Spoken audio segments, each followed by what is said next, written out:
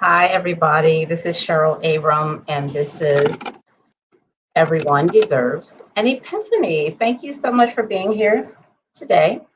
So this was kind of a spontaneous thing, and I'm just going to get right to it. Okay, video to make after this, but y'all, I have so much content. It's not even funny. Okay, I have content for years. Okay, so I'm going through some stuff because I'm homeschooling my boys. All right. So you're going to see that on this channel too. But as I was looking for something, I found this. I was like, oh my God, I got to go ahead and make a video about it, because I presented it at the last job that I had about evaluation. Y'all know I love evaluation. So I'm going to just share this presentation. It's very short. I'm not going to be here very long, but it's quite informative. Okay. All righty then, let us just jump right in. Let me get up the PowerPoint I need to be looking at. Okay, what is evaluation? All right, now we're talking about, this is related to my Unlearning evaluation article that I wrote for the Association for Talent Development. All right, so you will definitely see that there. You know what, let me make sure I have the screen all the way. I don't know if I did that for you guys. No, let me get myself out of here so it can just be big enough. Okay, there we go. There we go. All right. Okay, what is evaluation? Well, look at that graph. Isn't that beautiful? I love how it does that. So let me tell you, first of all, what evaluation is not before we get into what it is. Evaluation is not judgment, okay? Because judgment is final, all right? The purpose of judgment is to be final, all right? That's exactly what judgment is. And it's like when you say final judgment, that's like saying, what do you call, I forget what you call it when you have, you say the same thing back to back, like 12 midnight, just say midnight, or 12 noon. Okay, just say noon, right? It means the same thing. Each and every. Okay, just say each. Another one, end result. You're saying the same thing. Just say result. And for my writers out there, we don't write like that. Okay, we might talk like that in everyday language, but we don't write end result. Okay, we just write result. Final judgment is the same thing. Just say judgment. Okay, because the purpose of judgment is final. Like that's exactly what it means. Okay, it means final. That is not evaluation. Evaluation, the word itself means out from value. So that's what you're doing. You are looking at a value-ridden environment, a value-ridden system, person, job, whatever the case is, okay? And now you are taking some things out from all of that value and looking at it more closely, okay? That's what you're doing when you're evaluating, okay? Now to understand this better, let's talk about what a system is. Now this is all in my Unlearning evaluation article, everything I'm talking about here, okay? System is a collection of entities seen by someone as working together to produce something of value. You see all these gears? That's a system. Think of your family system, your work system, the transportation system that you use to get to and from work, okay? Your respiratory system, all right? Now, the thing about a system and the way that we've defined it here is that all of these things are working together to produce something of value, which means if you take one of these gears out, it cannot do on its own what it's doing in this system. It can't produce the same thing. It won't be able to, okay? Because the value is coming from all of these things working together. And when you evaluate, you are the seen by someone, okay? Evaluation is part of the system. Part of what a system is evaluation. I think it was Peter Drucker who said, after observation, evaluation is the fundamental skill learned by all human beings. After observation, evaluation. Okay? All right, let's continue. So value implies use. If you say something is of value, then it's not just of value just for the sake of being of value. Value implies this thing is useful. It has some instrumental, that's what we call instrumental value. Okay? What was produced? Does it have value, and value for whom? All right? Are the questions that we're answering when we evaluate, when we take out from value to make this determination. Okay? And you can think about training programs when you think about evaluation, or anything, any other program or process. Okay? When you think about evaluation. Now, let me tell you something. You cannot, hear me good here. Hear me. Turn the volume down on the TV or whatever you're doing. Hear me when I say this. You cannot evaluate a person. I know that sounds strange and weird and you've never heard it before. You cannot evaluate, because of what evaluation is, it is impossible for you to evaluate a person. Now, you can judge people from here to doomsday, all right? But you cannot evaluate a person. All right. Now, that's not this presentation, but I just wanted to get that out there. Right here, we're talking about programs, processes, and practices, okay? We are not talking about people. That's a whole different thing, all right? Now, value equals, there's a whole, formula for this. Satisfaction of need over cost. Satisfaction of your needs over how much it costs to satisfy that need. That'll tell you how much value is there. And I have three things here. I have a whole vegetable sandwich. To some people, that will be of value. To others, not so much. Okay? I mean, it may, for people who are, what you call meat eaters? People who just eat meat. Them folks. Or people who primarily eat meat, okay? This sandwich may assuage their hunger. They will, as far as the physical hunger is concerned, yes, they will be satisfied. They'll be getting the stomach won't be growling anymore, possibly. But at what cost? Taste, preference, emotional need, so they may not see this sandwich as of value versus somebody who is vegan or vegetarian, okay, or just hungry and don't care what the hell they're eating. All right. Here, the money. For some people, money has a lot of value. It satisfies a lot of needs at very little cost, or whatever the cost is.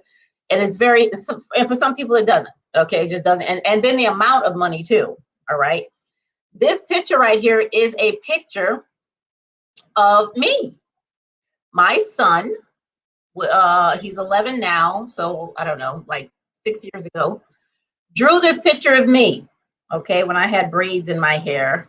He got the melanin popping, all right? He got the body, the body yaddy yaddy going, all right? This picture is very valuable for me, okay? It satisfies my need as, a mother, okay? And I feel like, for him to spend time to do that costs a lot, especially with kids these days and attention spans, okay? This picture is very valuable to me. It holds a lot of significance for me. Somebody else might look at it like, what the hell is that? And just, throw it in the trash or something, but I love it, okay? Value is very subjective, okay, which is another thing. Evaluation is very subjective, okay? Very subjective. All right, let's move on. Satisfaction of needs. Okay, many of us know about this hierarchy of needs. It's been revamped a couple of times, but for the most part, we'll just stick with the basics here. Physiological, of course, safety and security, love and belongingness, self-esteem, and self-actualization. Okay, these are the primary, for the most part, primary needs of human beings. Okay, we want these needs satisfied, and many people use this to sell us things. Marketers sleep with this thing in the bed next to them. Okay, like that. Propaganda, people who create propaganda sleep with this thing next to them. Okay, very manipulative people sleep with this thing next to them. Okay, satisfaction of needs. What will you do to get your needs satisfied? So it's satisfaction of need over cost. Now, what's the cost? I ain't talking about money. I'm talking about these 5 pillars of well-being. What does it cost in social connectedness? Okay, does it cost, is it doable? Is it worth me, losing a connection with someone, to get the value of whatever it is I'm trying to get? Stability. Is it worth me losing or gaining stability? Cost is always a trade-off. I want you to get money out of your mind. Okay, that's not what I'm talking about with cost. Cost is much more than that. Okay, where am I trading off? Think of trade-off. Okay, and is that trade-off acceptable to me? Meaningful access to relevant resources. Is it acceptable to me that my access to resources will either be diminished or made broader, bigger, larger, increased? Okay. Satisfaction of need over cost is the formula for value. Okay. So when I'm evaluating, I'm looking for information that helps me determine the merit, worth, or significance of something based on this formula of satisfaction of need over cost. Okay? Did it have merit? Did it have worth? Did it have significance? Okay? And this is the full frame initiative, by the way. 5 domains of well-being, okay? And this is just one of them, but this is one of the ones that I really like. Okay, we're almost done. Total behavior. Now, I talk about choice theory in my presentation on Unlearning evaluation. Choice theory used to be called change theory, okay? But choice change is the same thing, okay? It's the exact same thing. Total behavior. So when we think about training and behavior change, we typically only think about the acting, okay? That's mostly what we think about, is what we see people do, as evidence that they have changed their behavior, that they're acting differently, they're doing something differently, okay? They're responding, reacting in a different way. Well, that's not all that is to behavior. Your behavior has not changed if you're acting differently, but still feeling and thinking and, physiologically being the same way. That acting is temporary, okay? Because total behavior says when true change really happens, all of these change. Not just one. Is like the wheels on a car. If you go into the right, everybody going to the right. You go into the left, everybody. If you stopping, all of y'all stopping. Okay? That's total behavior. So when we evaluate, we need to be evaluating total behavior, not just acting. I don't want to just know that you're, you used to, drink 1 glass of water today, and now you're drinking 3, and now my determination from this evaluation is that the training worked. No, that's not it. You're gonna have to delve a little deeper, when you're evaluating. Okay, you want evidence that's tangible, traceable, and or monitorable. okay? And that's not just saying, hey, do you think you're going to do something differently? Yeah, okay, good, we're good. You know, the training worked. No, that's not the way this happens. So evaluation at the end of the day is human-centered, very much human-centered and person-centered. There's a difference between a human and a person, okay? Person-centered, it's holistic, it's self-imposed, and it's more honest when we incorporate all the things that I just talked about, okay? When we look at it that way, which is different, you know, than the way that we look at evaluation typically, especially training evaluation. We don't talk about this stuff hardly at all, okay, when it comes to training evaluation. But if you're going to do it, then do it more honestly. Okay. Again, my article is Unlearning Evaluation, where I actually give, you know, a very great example of what I mean by all this by using a cybersecurity leadership program, okay, that I helped to develop and create for a client. So the article is Unlearning Evaluation. It's in the Association for Talent Development magazine. It was published in, what's the date there? August 2020 or 2019, August 2019. So go ahead and pick that up so you can read more about it, or you can just email me, you know, and I'll send you the link, the information about where you can get it. Okay.